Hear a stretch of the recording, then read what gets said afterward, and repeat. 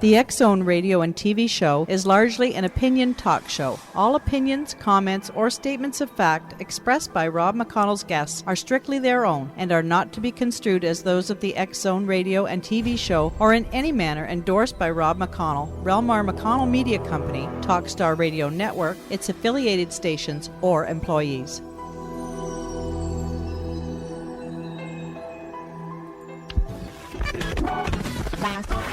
All Hit Radio.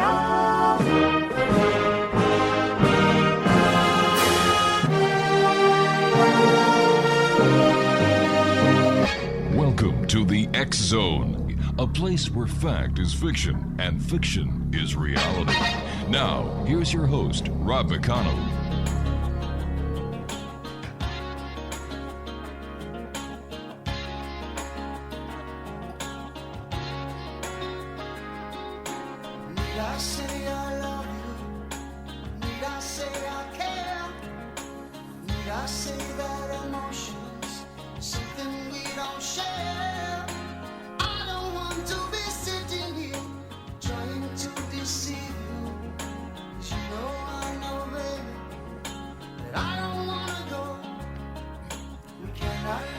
And welcome back, everyone. My guest this hour is Art Keller. And you know what? Many Americans, especially those who remember the carefully scripted regime propaganda Death to America rallies, remember them, would be shocked to learn that there is a surprising amount of pro-U.S. sentiment among Iranians. In fact, X-Zone Nation, according to Art Keller, who is a former CIA operative, he's an author as well, many Iranians genuinely like Americans and are slowly turning against the Iranian government. Now, Art Keller spent a number of years working as a CIA operative in the division responsible for searching for black market nuclear weapons. During that time, he became better acquainted with the people of Iran and the country as a whole. He believes that a war with Iran, the country as a whole, wouldn't be a very good idea. In fact, he believes that a war with Iran would be a big mistake, and that if we could be patient with the country, it'll self-destruct on its own accord. Joining me now is Art Keller. And Art, welcome to the X-Zone. Glad to be here. Art, there seems to be a lot of, misunderstanding about the Iranian people, the country of Iran, the Muslims. There are so many people who still believe that the Muslims as a whole were responsible for 9/11, and then yet there's those who believe it was the American government that caused 9/11. So, where do you go with this? But as someone in the know, I'm talking about you as a CIA operative who worked in the area, worked with the people, talked to the people, got to know the people. What is it about our misunderstanding about them that leads the majority of people to believe that they're terrorists?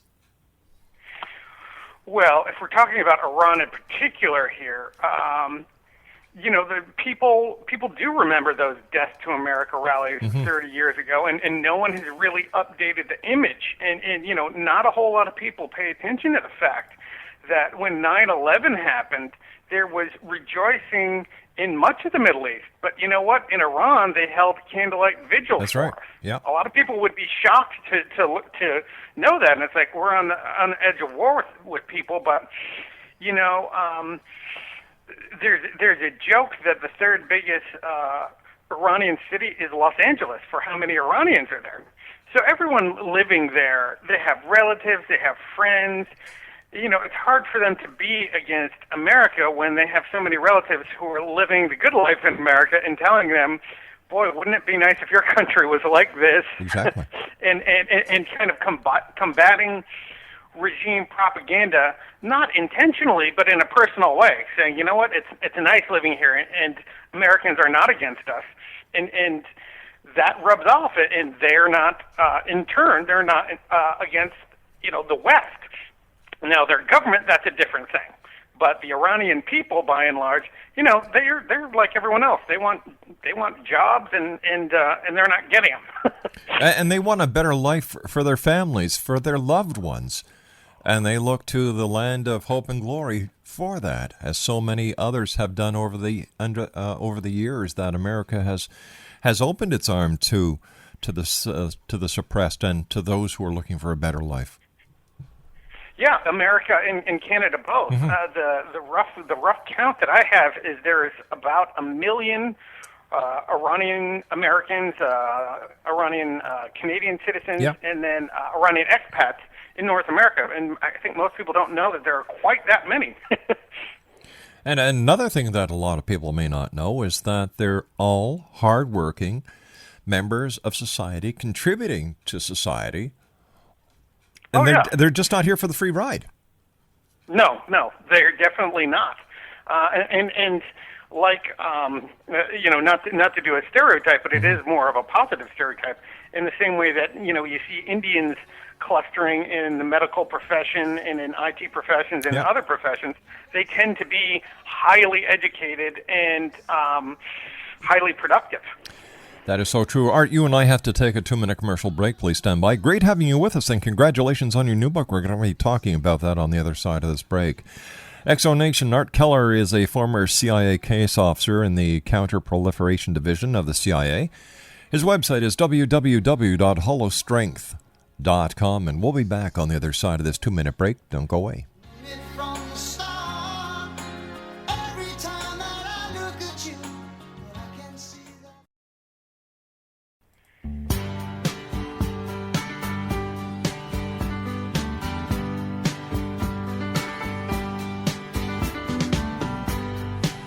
Like yesterday,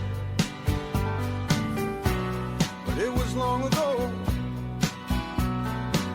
Jane, it was lovely, she was the queen of my night. There in the darkness with the radio playing low end, and the secrets that we shared, mountains that we moved, caught like a wildfire out of control, till there was nothing left to burn and nothing left to prove. And I remember what she said to me, how she swore that it never would end.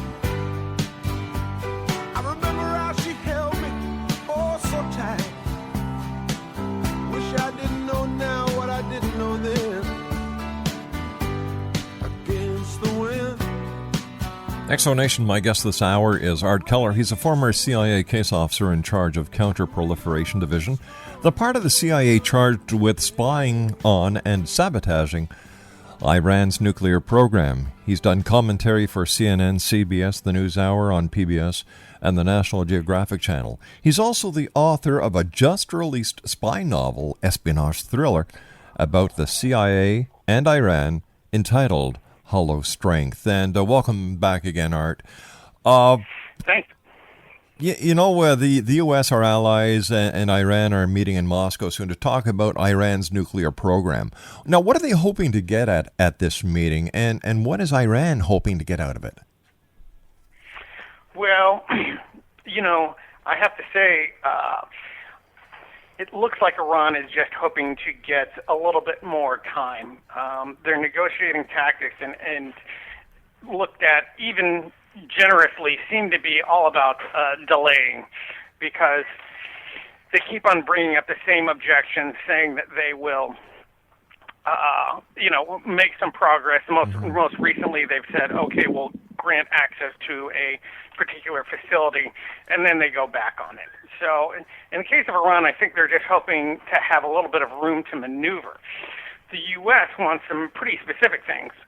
The U.S. and I should say the EU3, what's known as the P5+1, which is the permanent 5 members of the Security Council, plus Germany in this case.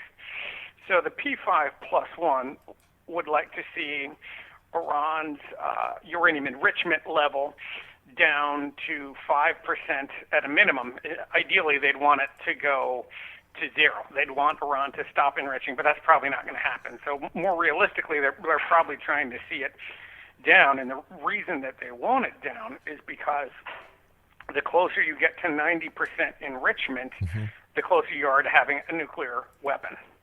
So they're trying to coax Iran away from where they're at now is about 27%. And so the bigger amount of enriched uranium that you have, the quicker it is to get to that bomb. So if they were, for instance, able to kick out all the inspectors tomorrow, then if they had a big heap of 27% enriched uranium, it would be a relatively quick process to get some up to 90% and have a bomb. And so that is what the Western countries, to use the term loosely, are hoping to avoid.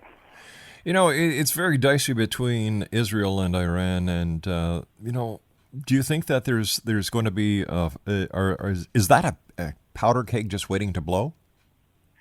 It may well be. I mean, frankly, Israel is my biggest concern, simply because they have a well-established pattern of striking nuclear facilities. They hit Iraq's Osirak reactor in the 1980s, and just 2 years ago, they hit a nuclear facility in Syria that was being constructed with North Korean help.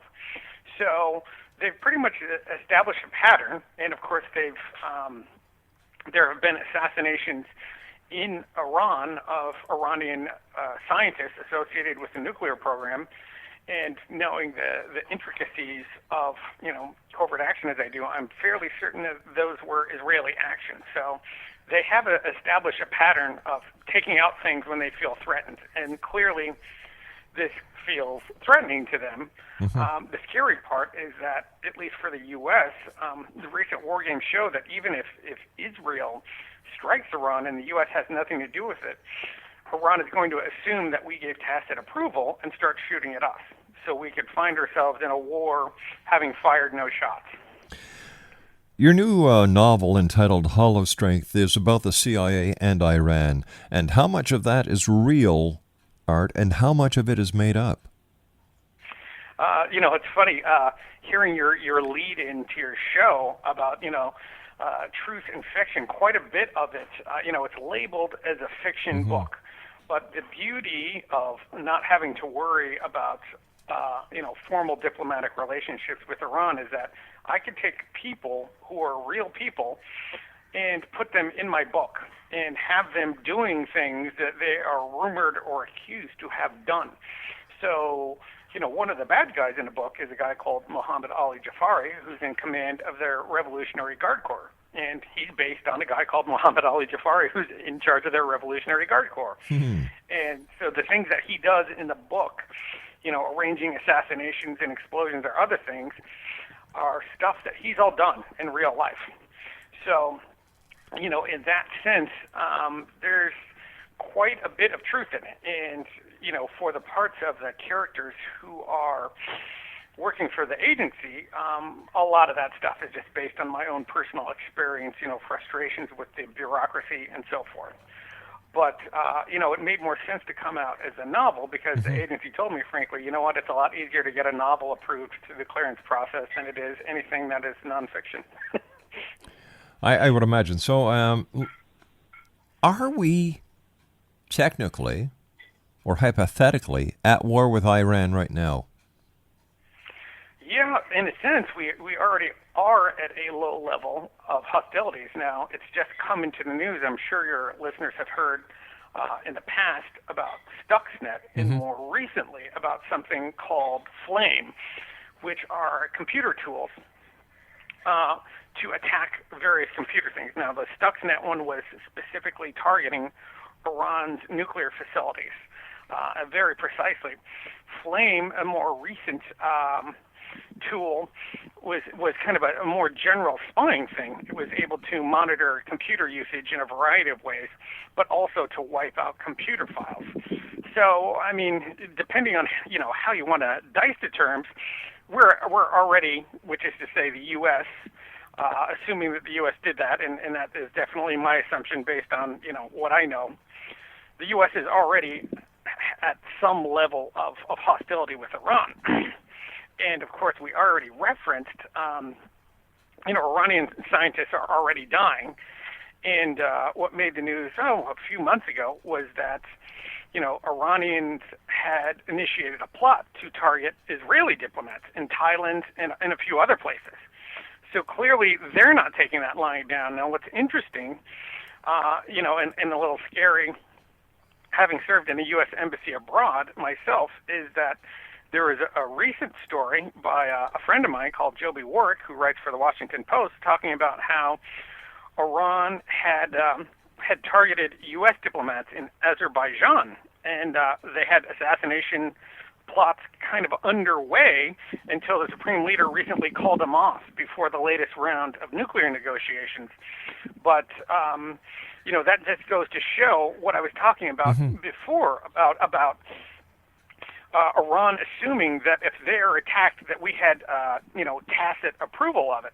Clearly, they're thinking that we had something to do in those assassinations. By we, I mean the U.S. in general, and probably the CIA in particular. Even though, from my own resources, I know that is highly unlikely. That is more likely Israel and the Mossad doing that.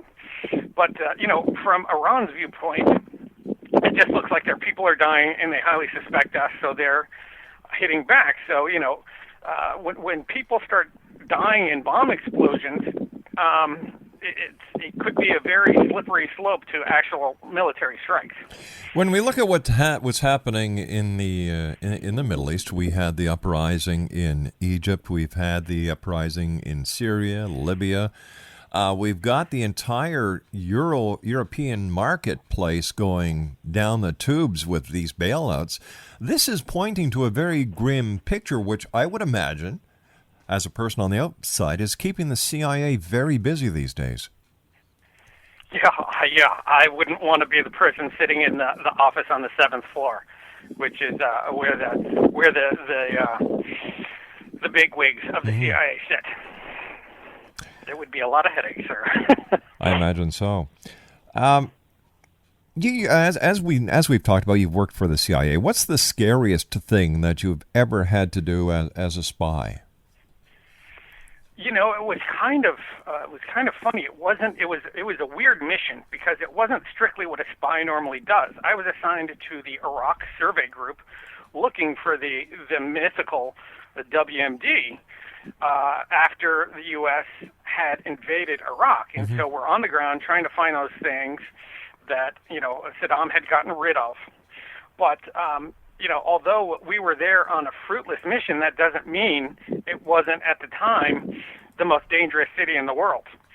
So just getting on the road to travel, what was nicknamed, the Airport Road or Route Irish or various names, but it's the 10-mile stretch between the airport zone and the Green Zone in central Baghdad. I was there in March 2004 when the violence really spiked, and it was clear that what Vice President Cheney said about it being quote-unquote regime dead-enders and just a few people, it was clear by how bad and how fast it was getting that was not the correct assessment. That, in fact, it wasn't just a few regime dead-enders, it was a lot of very angry Iraqis. And in one day, we had an intelligence report that said, today we pulled 50 improvised explosive devices off of Route Irish. 50. And these were made of two 122 millimeter artillery shells cast in concrete and wired together. So each one of those is a tank killer. And there were 50 placed in just one day. Art, stand by. You and I have to take a commercial break. Let's continue this on the other side of the news. Exonation, Art Keller is our special guest this hour, former CIA case officer. He's got a brand new book out. It's called Hollow Strength. His website is www.hollowstrength.com. We'll be back on the other side of this commercial break with the news as the X Zone continues from our studios in Hamilton, Ontario, Canada. I'm Rob McConnell. Art Keller's my guest. Don't go away.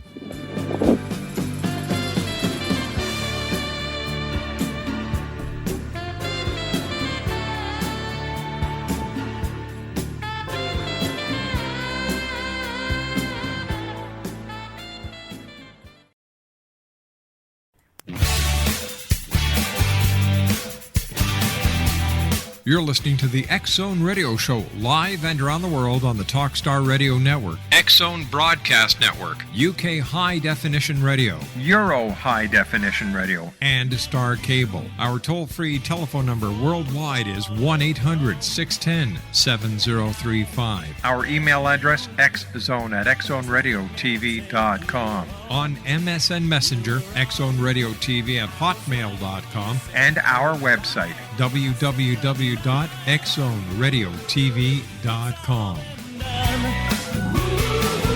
It's all been done.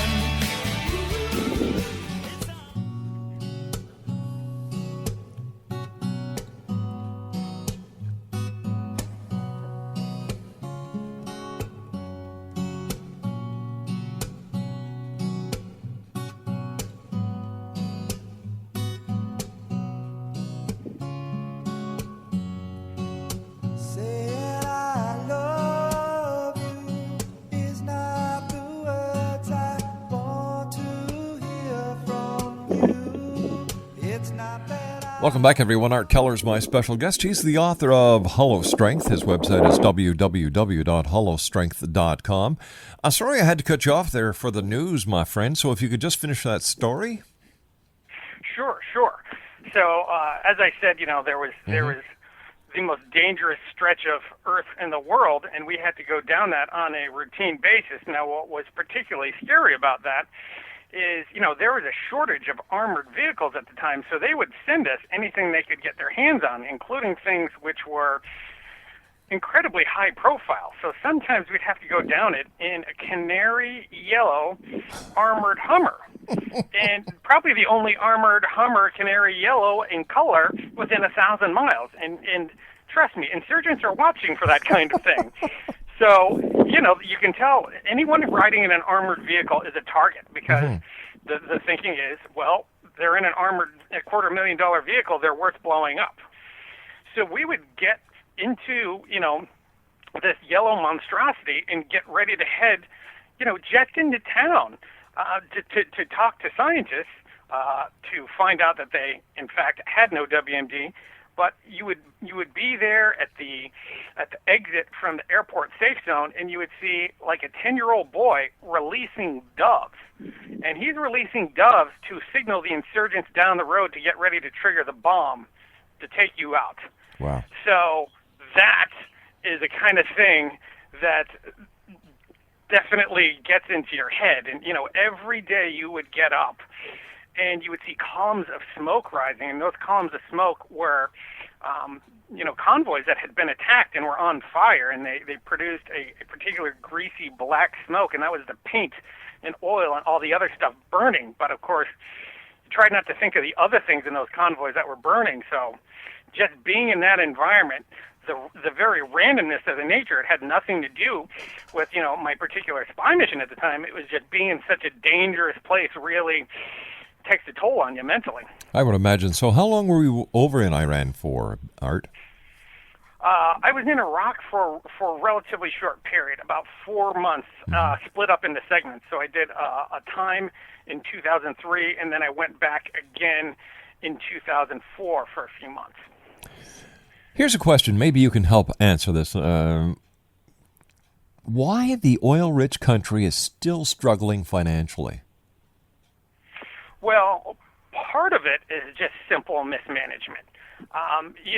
It's not good at allocating their resources, and one of the things that they've done kind of foolishly is they have huge subsidies. That's how they kind of get popular support, is that they subsidize gas and a lot of other things really to an amount that they can't afford. What is a gallon of gas in Canadian loonies or U.S. dollars? There, it's 20 to 30 cents. Wow. So, admittedly, they are an oil exporter, but they actually have to import that gas because they don't have gasoline refining capability there to the extent that they need. So they have to sell their oil to import refined gas to subsidize that. So that's just one thing. But, of course, there's huge amounts of corruption, huge amounts of cronyism. So, there's never so much money that you can earn that if you spend it poorly, you can't run out. And then of course, there's everything piled on top of it, the sanctions that we, the NATO allies, and everyone else are putting on top of them to, not to mince words, to put an economic stranglehold on them. That's not helping them either. It seems that the government is doing what it can in order to get the Iranian people to distrust them. Isn't that counterproductive? Yeah, well, honestly, I think that the people at the very top are concerned with one thing, regime survival. And that doesn't necessarily mean having Iranian people happy. That means, for instance, funneling money to very powerful people who, control certain sectors of the economy and keeping them happy. So, it's in a way, it's similar to what's going on in Syria. There's very powerful commercial families, and as long as the Assad regime has those on its side, they're not worried about the rest of the country. And that's one of the reasons Iran is so terrified that Syria might fall, because that would give a very terrifying example to the Iranian regime of what happens when people say, all right, we've had enough. We don't even care if the military is against us. We're taking you out. So is it possible that there could be peace in Iran and that this high tension that everybody is under can actually be brought down to a workable level? Or is it just the way of the Iranian present government that they want nothing to do except do it their own way? They want to bring forth nuclear weapons, and they don't give a damn what anybody else says. I think that at some point they might like to actually get out of this corner that they've painted themselves into on the nuclear program. But one of the reasons that they're having such a hard time in being honest is that they've lied so extensively that it would be a huge embarrassment and loss of faith to their own people for them to come out and grant access to these facilities and scientists that the West wants to talk to, because when they do, it will become apparent that there was a military component to their program, and they've just sworn up and down, and the Supreme Leader has personally said that, not only is Iran not trying for nuclear weapons, but nuclear weapons are evil and against, the Quran and whatnot. So for him to be caught in a public lie like that is something that they would probably just consider unacceptable. It would be a huge humiliation. And the Supreme Leader himself, he's not in an unassailable position. He's got a lot of enemies. If you know about the internal politics in Iran, there are a lot of people with sharp knives ready for his back. So he can't afford to concede too much, because if he does, his enemies are going to come after him. The Supreme Leader sounds like a very impressive title, but he's not actually the senior religious authority in Iran. He's the senior civil authority, and he has self-promoted and pretended that he's a senior religious authority. But in fact, the real grand ayatollahs in Iran are very angry with him kind of self-promoting himself to the title of grand ayatollah, because he hasn't done the study and the scholarship necessary from an Islamic jurist perspective to be a grand ayatollah. So as you can imagine, if a parish priest suddenly declared himself pope, a lot of the religious establishment wouldn't like that. And that's essentially what he has done. So there are quite a few religious people in Iran who are actually far more on the side of, the West, the U.S., Canada, NATO allies, than on the side of the regime. And most people don't know that. They see it as a monolithic bloc. But Iran may have painted itself in a corner where, it's such a shaky regime that they're afraid to make any concessions, because it leaves them vulnerable to their internal enemies. Is it possible that we might see civil disorder in Iran, and that the Iranian fuse might fizzle itself off based on the same type of throwover that we saw in Egypt a couple of years ago? Yeah, I think ongoing civil unrest is basically a virtual certainty. Now, it's true that, they did it in 2009, and the Iranian regime proved itself, willing to ruthlessly suppress that.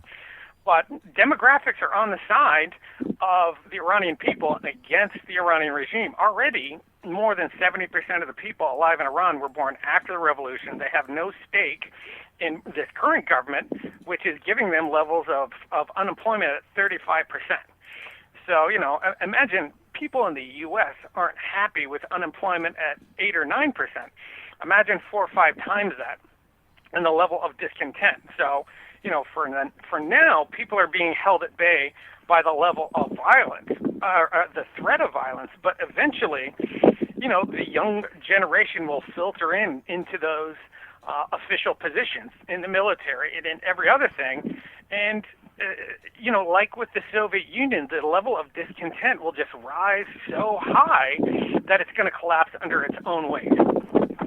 But if we wait for it to happen on its own, Art, how long are we talking?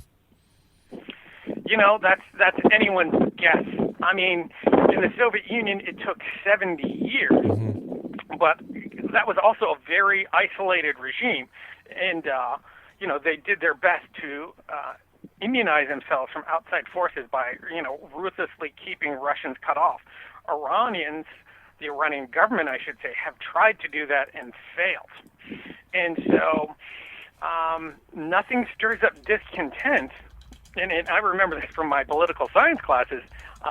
Nothing stirs up discontent by people seeing others living a prosperous existence and asking yourself, well, why can't we have that? Right. And so, they get access now to all the Western media, all the internet. And so I think the erosion process is going to go much faster. It's already been, 30 plus years since the revolution. My guess, it's admittedly an educated guess, is 5 to 10 years this regime is gone. Now, if Syria goes down in the next year or so, I would put that at the 5-year range, because that will then prove to the Iranians that if they fight hard enough, they can take out the regime. Exonation, our guest this hour is Art Keller, a former CIA case officer in the Counter-Proliferation Division. He's the author of a brand new book entitled Hollow Strength. His website is www.hollowstrength.com. And Art, before I forget, where can people get a copy of your book? Okay. Well, your listeners should grab a pen. Okay. So that they can write down, first of all, for X-Zone listeners, if they go to Hollow Strength, www.hollowstrength.com, there's a Hollow Strength store, and there is a 20% discount for X-Zone listeners if they buy it, and when they're checking out, there's a coupon code. If you put in X-Zone, X-Z-O-N-E, they'll get 20% off for the next 48 hours. Wow. But, that's if they buy it direct from my book's website.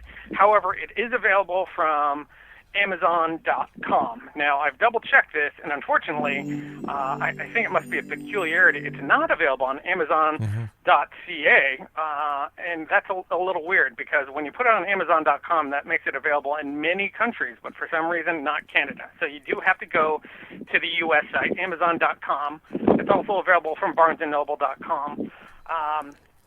But yeah, you can get it in an ebook from Amazon.com. You can get it in hardback from Amazon.com, or you can get it in all versions from the book's website, hollowstrength.com. And again, if they put in X-Zone when checking out, they get 20% off. All right, let me ask you a silly question. Why should people buy your book? Well, first of all, and maybe the most trivial reason, but it's a fun read. It's a good story. But second of all, it's a painless way to kind of understand the realities of what's going on, to appreciate, how hard it is to do this espionage business, and, what drives people to volunteer to work for the CIA, for instance. And it's good to understand kind of what it's like on the front lines, because at least in the U.S., there's been this disconnect of, us deploying troops and spies and pretending like, it's not a country at war. In the U.S., most people, they live their lives and there's a disconnect. They know that there are wars going on intellectually, but they don't have a visceral connection to that. And you know what? When we're deploying troops and spies and other things abroad and borrowing vast quantities of money to do that and stirring up tensions around the world, people should have a real appreciation for that. So, because, you know, all those actions have consequences in a personal way. So just to have an appreciation for that, but also, you know, to read a good, interesting, fun spy story that, you know, it's a way to see what's inside the spy's life without actually having to join the CIA. You know, a lot of people really don't know what the CIA is all about. And we've got about a minute before I have to go to my commercial break. Can you encapsulate the CIA within a minute, or would you like to wait until we come back from the commercial? Well, I can do a short story in a minute. Its main mission is stealing secrets. And to do that, you usually recruit spies. Now, I can expand that definition if you'd like when we come back, but I am a blonde-haired, blue-eyed guy. So obviously, I would stick out in Pakistan. Big time. I would stick out in Iran. So I'm not the person who can go and break into a nuclear facility. So we need to find people who can do that, and that is what my job was. All right, stand by, Art. You and I have to take our final break for this hour. It's been great having you with us, and congratulations on your book, Hollow Strength. Exonation, Art Keller's our guest. www.hollowstrength.com. And we'll be back on the other side of this commercial break as the X-Zone continues live and around the world from our studios in Hamilton, Ontario, Canada. My name is Rob McConnell. Don't go away.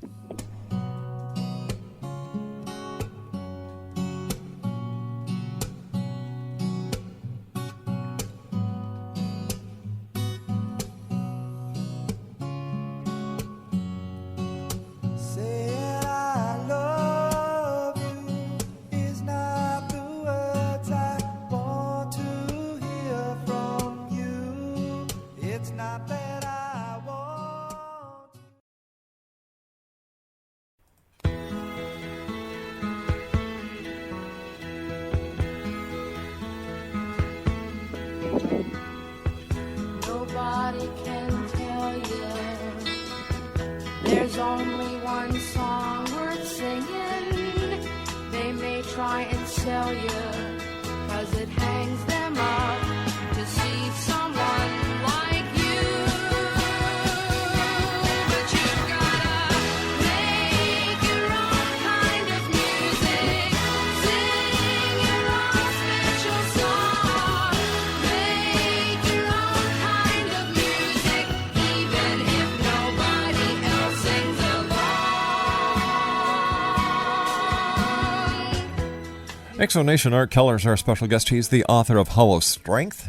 His website is www.hollowstrength.com.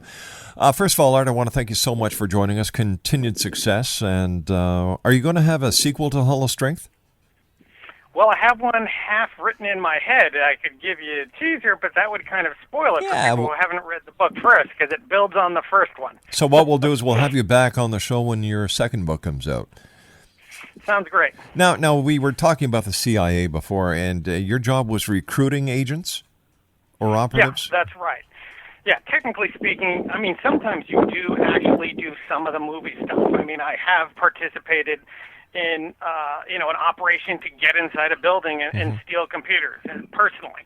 But most of the time, what you're trying to do is figure out how to talk to a person who has access. Because, secret programs, secret nuclear programs, secret chemical weapons programs, access is extremely restricted. So you have to figure out, how do I get to one of these people working in these programs and get them to start giving me information?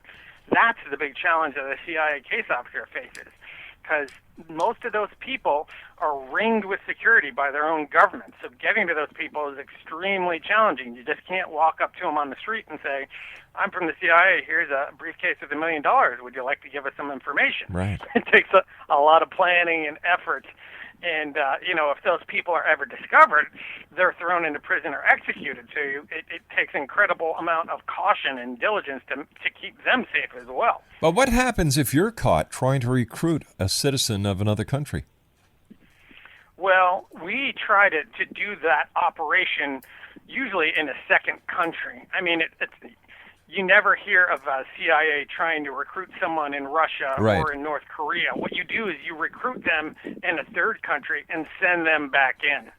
Because, it's too dangerous trying to do that, a first-hand recruiting operation in Iran. So, I mean, for Iran, an example, what you want to do is find someone who can travel to Dubai, which is where so much Iranian business is conducted. That's where you meet with them. That's where you recruit them.